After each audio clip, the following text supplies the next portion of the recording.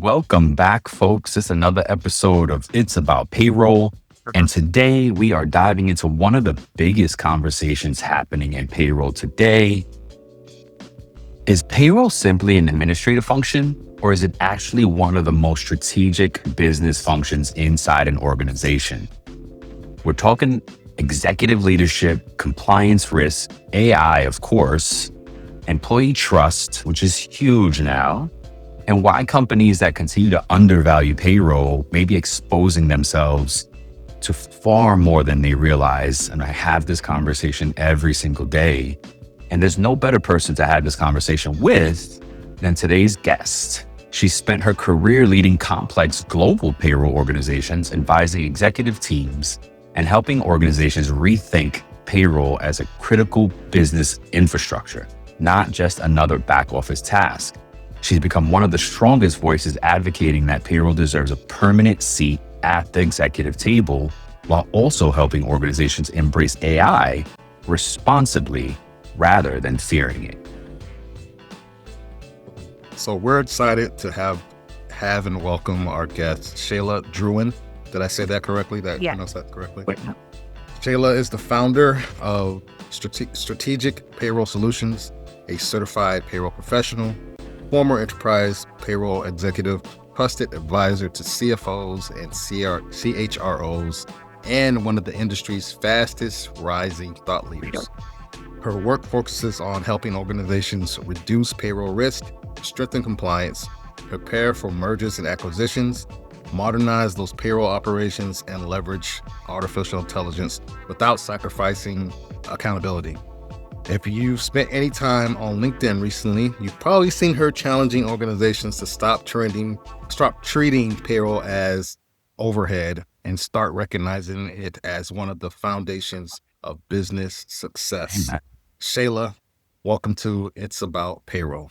Awesome. Thank you so much for having me. I'm excited. Yes. Yeah. We'll start you off really easy. We always ask everybody, what is your payroll origin story? How'd you get started? I kind of fell in my lap. I was looking for an HR position, and I was hired as a specialist. And I worked with the payroll manager for a bit, and then she quit. And I was the only one who knew how to do it. So they just kind of threw it at me, and I figured it out. And it was kind of from there, I just jumped around and enjoyed being on fire and jumping into risk to big compliance messes, and now I do it on my own, which has been very rewarding. That's awesome. You have a very interesting message about it not being administrative. It's a business function. What led you to start making that argument?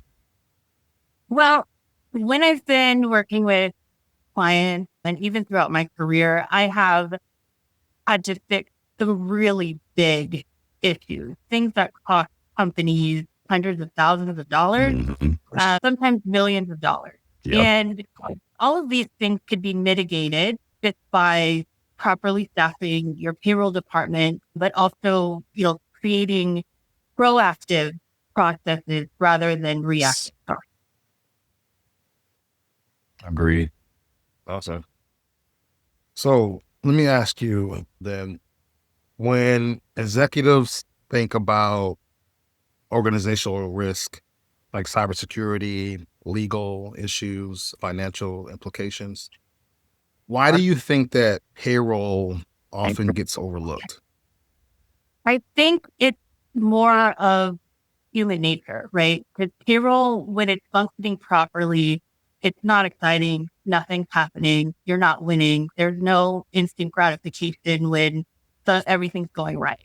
It's boring and not how you know it's working. Whereas all of the other departments, they get big wins, and the executive team likes to celebrate, and we need to find ways in which to report our wins, even though it can seem boring. So thinking outside of the box. I love that. So for leaders listening today, what's the real cost of treating payroll as just payroll? It's millions of dollars, honestly. And it's your employees. too, because employees will leave if they can't trust that they're going to get their paycheck. Most people are working because they need to get paid. And that is what it is. And if they're not going to get paid, or, if they can't pay their rent on time, then they're going. They're going to leave and go to another company that is, staffing their payroll properly. That's right. Absolutely. So what's one thing that you would like for members of the C-suite to truly understand about payroll? I think that from a business standpoint, it's important to be strategic about your payroll. It has gotten out of control almost because of once COVID hit and remote work became a thing. Global workforces have taken off, right? And even just throughout the nation. So companies are no longer working within their local community anymore. They're all over the place. And the compliance risk with having different states, different countries, it's huge. And you're talking about, fines and penalties from all over the world. And these things can bring a medium to small business to their knees. And, sometimes it can even land the CFOs in jail if things are incorrectly. So it's really important that you're looking at as a huge compliance liability risk and understanding just how integral and difficult it is to give it to one person and expect them to be able to handle all of that for them. Yeah. I love what you said. If it's working, it's boring, but that's how you know it's working. Yeah. I love that. Switching gears a little bit to compliance, payroll touches everybody in the company. Right? We had one person say, all roads lead to payroll. How much of payroll's value is actually about building trust? Almost all of it. It is truly a trust building thing. And it boggles my mind because most people don't, outside of the payroll department, and maybe some lucky HR people, don't even know how payroll works and all of the laws that go into it and all of the levers that we are pulling to make it happen. And so they automatically trust us to take it over. So I think it's also time for us as payroll people to push back and say, we are taking on all this liability and this risk for the company. So we need to be treated fairly. Yeah. Agreed. Love it. You spoke to, you've been speaking to the compliance risks, right? And how large some of those things could be and how impactful they can be. Is there a story that you might be able to share or an example about how payroll became a major business issue or the risk around payroll became an issue? Yeah, I have a million, but I can think of one recently. A company had came to me because ADP had failed to file their 941 from like 4 years ago. It was actually a couple of years that they failed. And this company was staring at I believe like $2 million oh my God, bill that the IRS was coming for. And they had an actual IRS officer coming to the building and asking for their payment. Never good. Nope. And the thing is they had gone through some turnover in their payroll department, so they didn't get the notifications from ADP saying that they weren't going to file their 941, and they just never knew about it. And so what I had to do was work with them in a very short period of time and rebuild all those years to be able to file their 941. But it's things like that, right? Because there was so much turnover and there was only one payroll person in their department, they didn't have time to handle, all of this. And luckily I was able to mitigate those costs quite a bit for the company. If they hadn't have called me or if they, hadn't have seen it, they would have been in some underwater for sure. Wow. Yeah. Wow. Many payroll leaders struggle to get executive support. How should a payroll professional begin having those conversations differently? I think The biggest way to do it, and I know this sounds kind of counterintuitive, but it is to record your mistakes. I know the last thing you want to do is to report every mistake that you've made to the executive team. That can sound scary, but realistically, that's what we need to do. Yep. And we need to do so in a way that helps them understand that these mistakes are happening because of whatever reason it might be. Yes. Bandwidth, just not enough support from other teams. Another big thing I've noticed a lot is HR can kind of be like gatekeeping. So if payroll sitting under HR and you're going to the CHRO and they're like, oh, well, we will have to get to it later. You really are going to have to go over their head and find a way to advocate for yourself and, you know, get a hold of the CFO, get a hold of the CEO if you can. I think that a lot of payroll people kind of notoriously, we put our head down and roll our sleeves up and do what we got to do. But I think we've gotten to the point now where payroll is so complicated that we need to stop doing that. And we need to start speaking up and finding creative ways to talk to the C-suite, because just saying that we are too busy is not going to fly with them. Amazing. Walt and I actually literally lived through this at a job we were at together. And that's exactly what we had to do, is document our mistakes. Luckily enough, we were reporting to the CFO. So we had that ear and we had that executive stakeholder that championed the change for us. But, it is a bit probably unnerving for some to say what you just said, to go above HR, right, as the gatekeepers, but you're absolutely right. And I agree.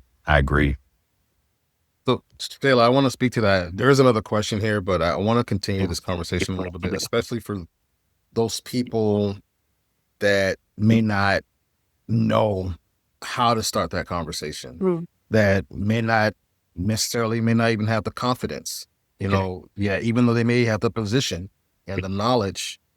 What would you say to someone that's struggling to find their voice? I think the biggest disconnect is that we think that they know what's going on, but realistically, they have no clue.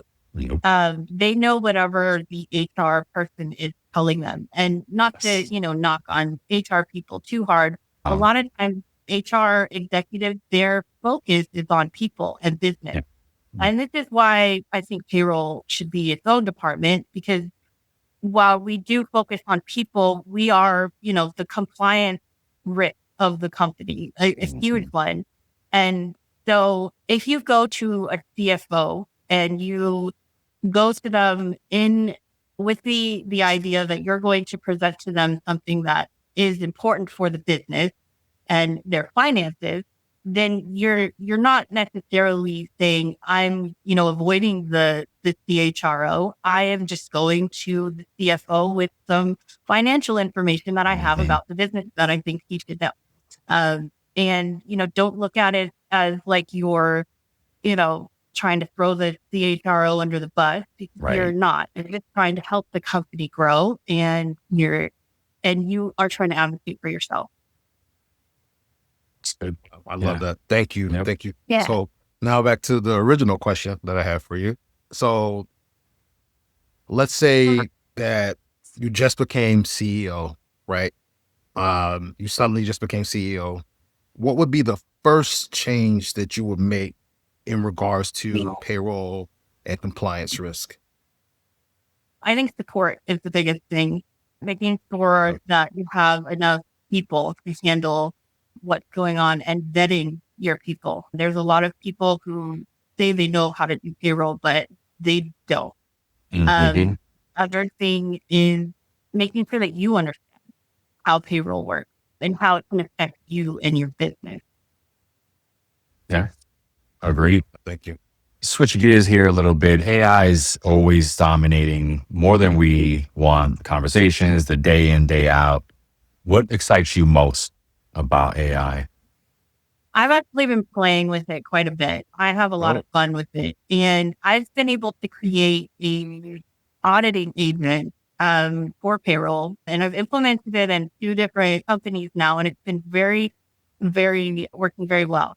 Nice. So the cool thing is that it cuts down processing time probably in half, because I'm sure most of us are just running tons of reports, comparing reports and comparing the previous payroll. And what this does is it does all that for you and presents you all of the information. But again, it has to be looked at by a person who understands the data and understands the data they're inputting and the data that's being output, because AI gets lazy. These agents, they get stuck, and you have to be able to catch them. I love that. So on the flip side, Shala, you spoke to what excites you the most and how you've been using that, right? Is there anything that scares you most about AI? Well, it's kind of the same thing. Is that it's lazy and it hallucinates. It makes mistakes.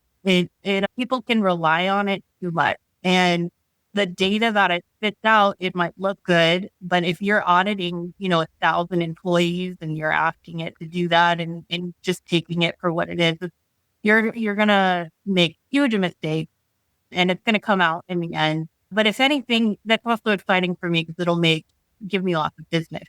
I love that. All right. So it's a good point, right? And basically, the AI doesn't own the liability, right? Payrolls, right. People do. How do payroll pros make sure that they're doing what you say? Like, they're trying to build tools. Is there any tips that you can give them? Like, okay, make sure you're doing the following things to avoid the laziness, avoid the hallucination. Thing. Test it over and over and over again. Like, even if you think that it's working perfectly, keep testing it and find a way to have checks and balances. Put in your own errors and make sure that it's finding the errors that you're I like that. And, you can use it to correct itself, which is also another fun thing to do. So, I like that. Thank you. I like that. Yep. Yeah. I like that because, like, even when we were going through the process of building our own app, one of the coders kind of said that they were going to do everything in their power to try to break the code and break it to make sure that it worked properly, right? So I kind of, when you said that, it kind of resonated with me because we've been through that process, right? So you should definitely test the system and make sure that there are no loopholes, because sometimes we think that just because it's doing one function properly, there may be another loophole or something that we are blind to that may be causing or opening us up to a compliance risk or something, right? Absolutely. And this, so, I'm sorry, Walt, and this may be obvious to some, but this is not something that you're trying to do when you're in that processing window. Clearly, you need to build this, all right, outside. You're not in the window, and that payroll's not on the deadline. Yeah. Thank you. All right. So what are you expecting for the payroll professional? I guess, in other words, in the next 5 years, what do you see changing for payroll professionals? I think that payroll is going to continue to get more and more complex. I see a lot of changes in labor laws in different countries or different states, are starting to really implement some good laws for employees. So I do foresee that, but I think that the biggest thing is going to be training, because once AI starts, really taking what we're going to start losing a lot of the in the trenches kind of learning that we have all experienced. And we're going to need to be able to bring forth, the next generation of payroll people without, having maybe a specialist or, those people who are data entry type positions. And so I think there's going to be a lot of teaching. And I hope that people will start advocating for themselves. And I'm pushing for a CPO position. Yeah. Nice. For the teams that feel overwhelmed by all that with the AI, where should they start?